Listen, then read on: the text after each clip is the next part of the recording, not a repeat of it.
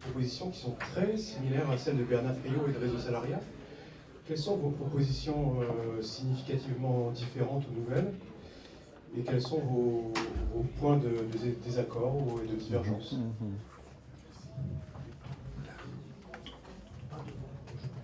Alors, je vais faire la question la plus courte. L'État, quelle place il a dans tout ça? Parce que les revenus, qui c'est qui les prend dans la péréquation?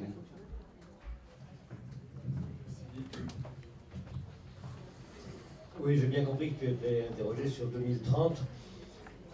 C'est vite fait, 2030. Et la question de comment on fait aujourd'hui à partir de ce qui existe pour parvenir à ça est assez compliqué. Il y en a où on voit bien ce qui concerne l'organisation des entreprises elles-mêmes, etc. Mais pour tout ce qui concerne, par exemple, les relations avec l'État, avec le public, avec les usagers, et pour tout ce qui concerne aussi les changements nécessaires de mentalité que tu évoques, comment ça se passe? Autrement dit, comment on arrive à la société que tu décris? Oui, alors, effectivement, on peut se dire, c'est compliqué. Je ne pense pas que ce soit si compliqué. Je crois qu'aujourd'hui, on a, comme ça a été dit en introduction, et c'est pour ça que j'aime bien l'approche que vous avez, le temps des lilas, je crois qu'on a aujourd'hui une gauche qui est un petit peu oubliée qu'elle était de transformation sociale avant toute chose, et qu'elle n'est pas simplement là pour relancer la machine et lui permettre de mieux fonctionner avec des taux de croissance supérieurs à ceux que nous avons actuellement. Et quand on parlait de la gauche, elle avait historiquement quand même une mission qui était, alors on l'appelait à l'époque la collectivisation des moyens de production, terme que je réfute complètement aujourd'hui, mais en tout cas je lui préfère largement la question de la socialisation. On a complètement oublié cette notion de socialisation. On a complètement oublié la notion de pouvoir aux travailleurs. Aujourd'hui, on essaye de faire des politiques keynésiennes pour relancer l'investissement en laissant les entreprises de capitaux telles qu'elles sont et parfois pour certains en espérant que ça va marcher. Moi, je ne suis absolument pas sûr que des politiques de relance fonctionneront. C'est même anti-keynésien de dire que des politiques de relance vont fonctionner. Keynes était par définition l'économiste de l'incertitude. Et lorsqu'on lui parlait de ce qu'il parlait là, le fameux taux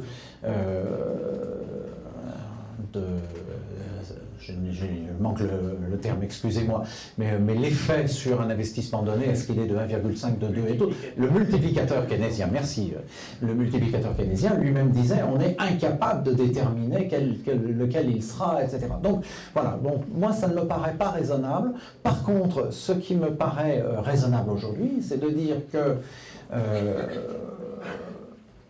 on est quand même par rapport, il faut quand même voir qu'on est quand même au XXIe siècle maintenant. Les coopératives de travail, c'était quand même quelque chose de marginal au XIXe siècle.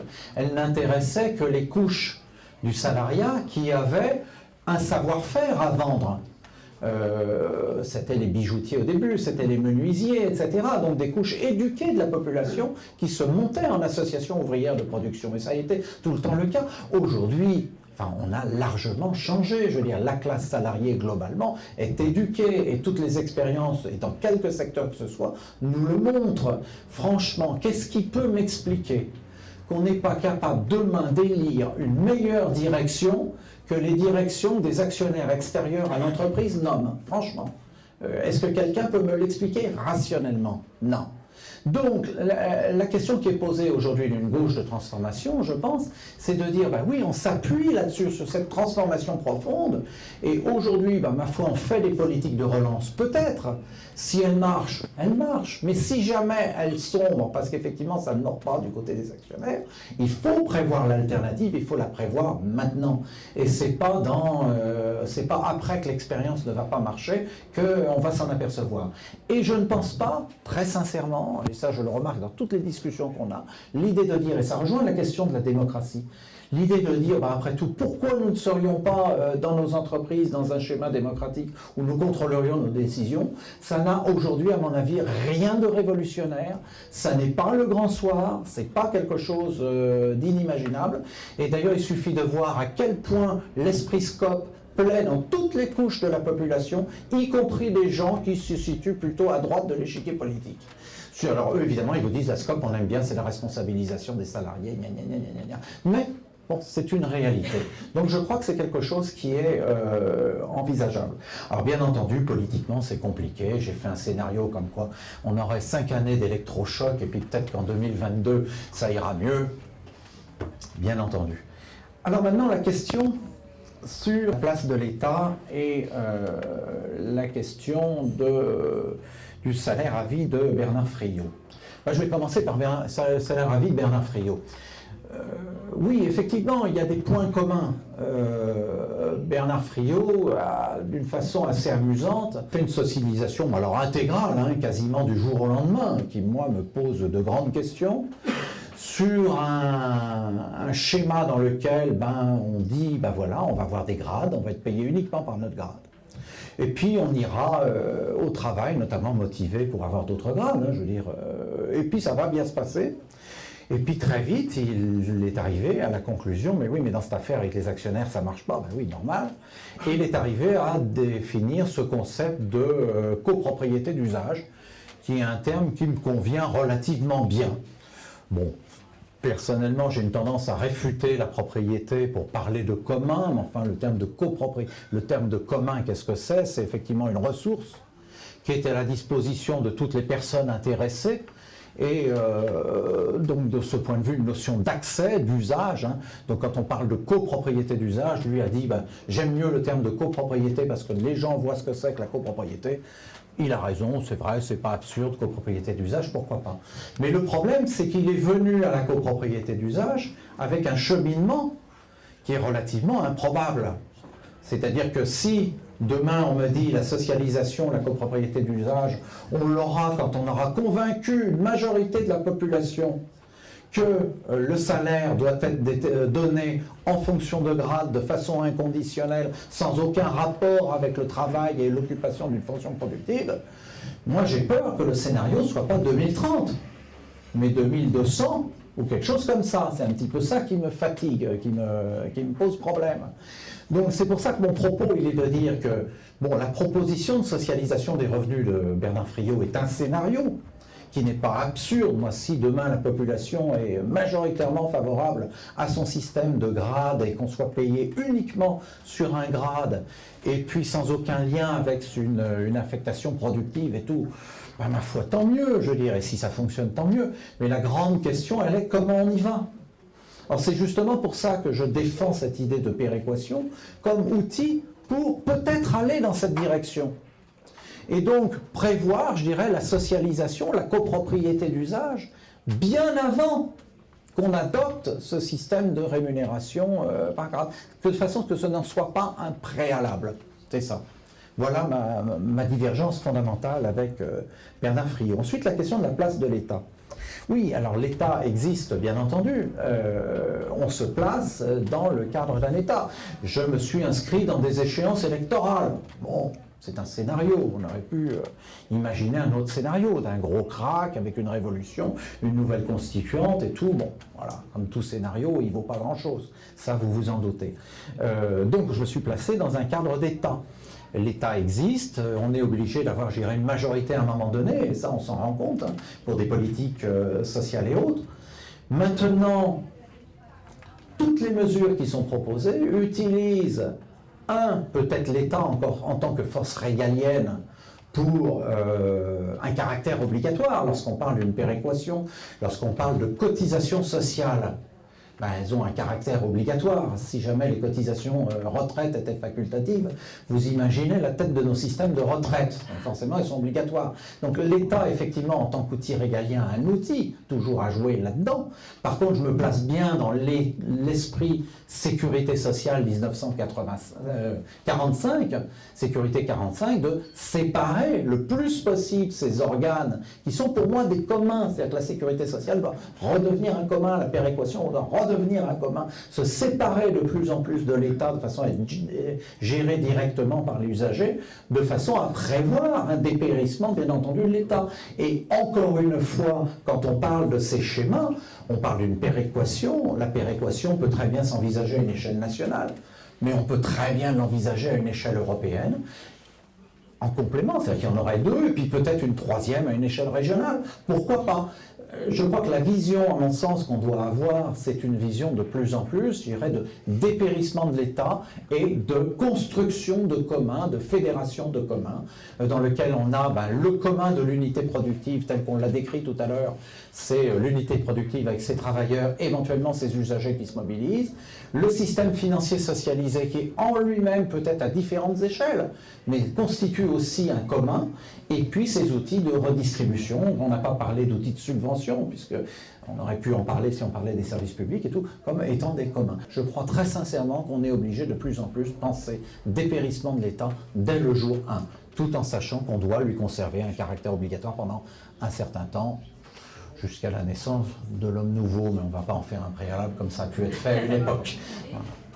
Dans le scénario fictif, qui n'est pas si fictif que ça, que tu as développé, quel régime juridique tu donnes à l'entreprise? Puisque on sait qu'aujourd'hui, l'entreprise n'existe pas. C'est la société anonyme, mais pas l'entreprise. Et en relation avec ça, qu'est-ce que tu fais du contrat de travail et qui est aujourd'hui un contrat de subordination? Comment tu vois ce que pourrait être le futur contrat? Puisqu'on confie aux salariés notre place que ce qu'il a aujourd'hui. Bien sûr. Et troisième et dernier point, comment on gère le problème des compétences à l'intérieur de l'entreprise? Bon, aujourd'hui, on sait très bien comment ça se passe, hein, mais dans une entreprise telle qu'on la souhaite, comment tu vois la distribution des responsabilités et en fonction de quelles compétences, voilà, de telle sorte qu'on en finisse avec les petits chefs ou les voilà. En gros, comment on organise le pouvoir, quoi. On est parti de ça tout à l'heure, mais quelle relation on met entre le pouvoir pour le faire disparaître et les compétences reconnues par les salariés, voilà, partant des salariés. Ouais, je vais partir sur deux choses un petit peu différentes. La première, c'est dans les exemples que vous avez cités, on est surtout sur des sociétés productives dans le sens où elles fabriquent quelque chose qui est directement vendable sur le marché. Or, aujourd'hui, on est à 60 ou 70% des entreprises qui vendent du service. Donc on est dans quelque chose de très différent et ça, je voudrais que vous articuliez un petit peu ça parce que la finalité du produit est quand même très différente. Donc, comment ça se passe dans un cabinet d'experts comptables, etc. Enfin, voilà. Puis une deuxième question qui est plus ou moins liée, mais qui me travaille dans ce que vous dites, c'est qu'il y a un nombre non négligeable d'activités professionnelles qui sont liées à des travaux intellectuels. Alors, on pourrait par exemple imaginer une maison d'édition dans une coopérative, ces écrivains qui vont choisir, qui vont être publiés eux-mêmes. Enfin, je ne comprends pas comment ce truc-là peut fonctionner. C'est-à-dire qu'à un moment, il faut qu'il y ait un tiers, qui est un répondant aux personnes elles-mêmes, qui puisse trancher c'est oui, c'est non, et comment ça peut se fabriquer. Enfin voilà, il y a besoin de ce tiers-là. Je n'ai pas bien vu comment ça s'articulait. Tu parles de cotisation sur la valeur ajoutée.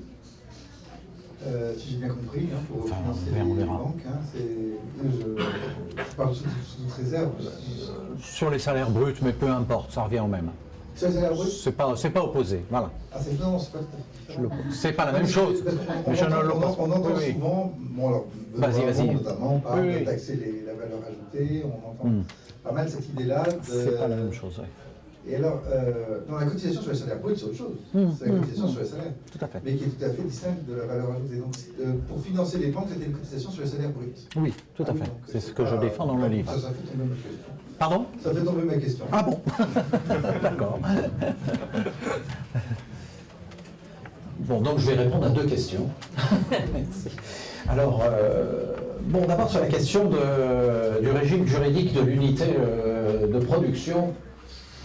Alors là, je suis bien embêté parce que je ne suis pas juriste, donc je ne sais pas très bien là-dessus comment répondre très concrètement à cette situation. Maintenant, c'est exact, le point de départ, c'est le constat qu'aujourd'hui l'entreprise n'existe pas juridiquement en France, ça c'est quelque chose d'établi, ou tout au moins dans certains cas de figure, notamment le droit du travail dans certains aspects.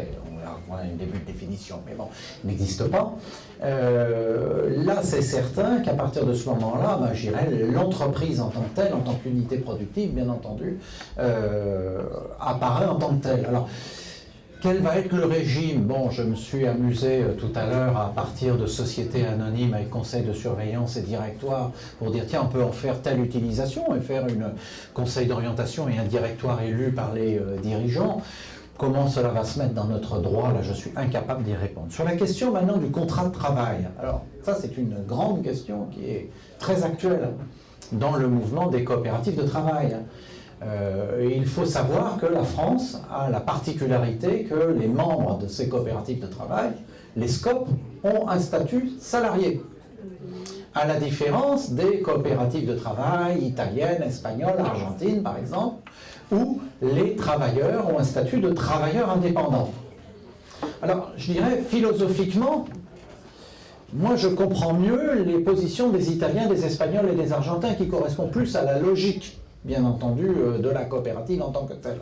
C'est-à-dire que ce sont bien des associés indépendants qui ne sont plus en subordination, qui se retrouvent ensemble et travaillent ensemble, se séparent à un moment donné s'il le faut, etc. Moi je comprends mieux cette philosophie. Maintenant, je soutiens complètement le système français des SCOP aujourd'hui, pour une raison très simple, c'est les dérives auxquelles on assiste dans ces pays. C'est-à-dire qu'à partir du moment où, dans les coopératives du travail, ce sont des travailleurs indépendants, ben vous commencez à avoir des multinationales qui suscitent la création de coopératives de travail pour donner du travail de sous-traitance. C'est ainsi qu'on a vu qu'une multinationale bien connue en Italie, pour faire son management de stock, a suscité la création d'une coopérative de travail où les gens travaillaient pour 3 fois rien, bien entendu. C'était une coopérative de travail démocratique, etc. Donc ça, c'est quelque chose qui est très imprégné dans le mouvement des SCOP français, fort heureusement, qui est de dire nous avons un statut salarial dans l'entreprise, dans la SCOP, et ça, c'est quelque chose auquel je tiens absolument. Alors, problème, bien entendu, c'est que du coup, on se retrouve dans un contrat de subordination. Le contrat salarial dans une SCOP est le même que le contrat salarial dans une entreprise classique. Ça, c'est exact. Le travail n'est plus tout à fait aussi subordonné qu'il l'est dans la pratique, ça c'est très très clair. Voilà.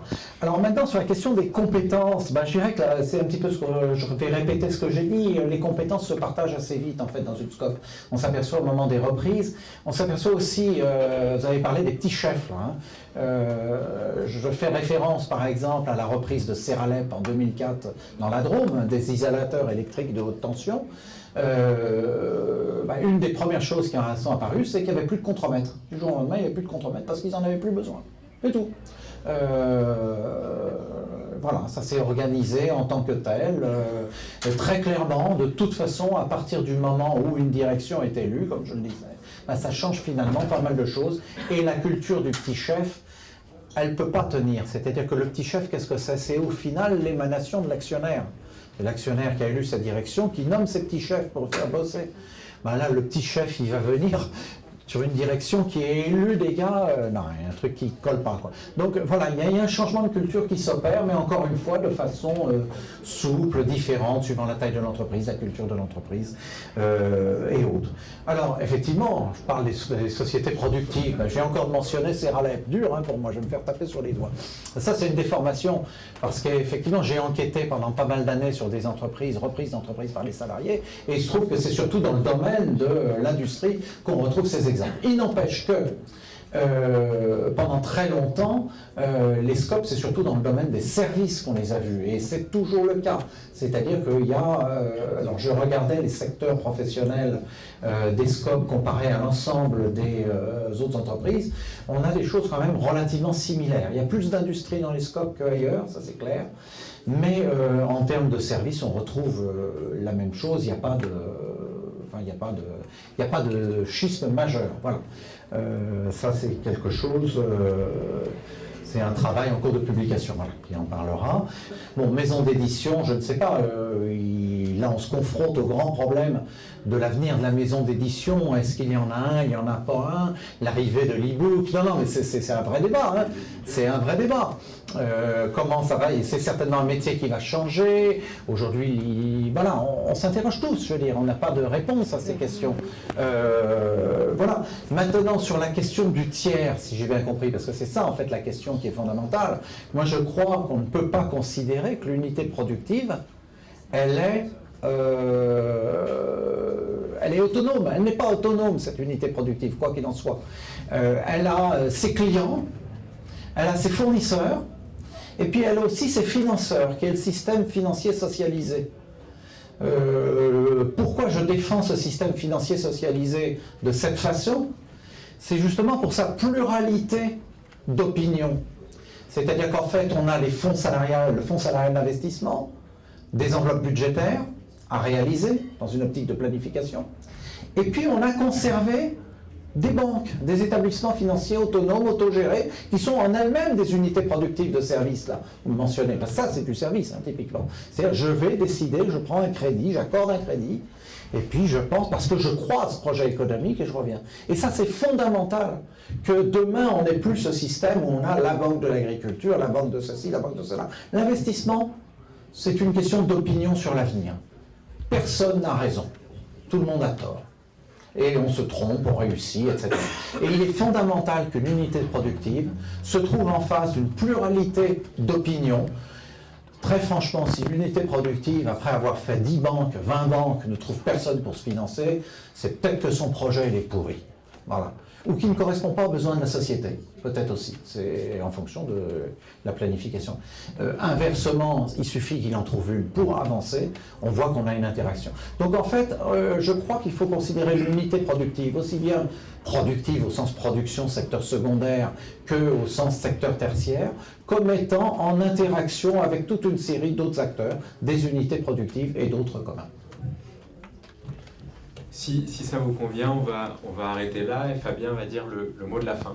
Si vous voulez vous procurer le coopératif contre le capitalisme de Baudin-Bourit, c'est d'ici. Le 16 mars prochain, avec Aurélie Trouvé, on abordera la question de l'agriculture, de l'agro-business, etc. Le 28 février, Métro Jourdain, la Fabrique des Lilas sur la démocratie dans les organisations politiques. Donc merci à tous et à très bientôt. Merci à vous.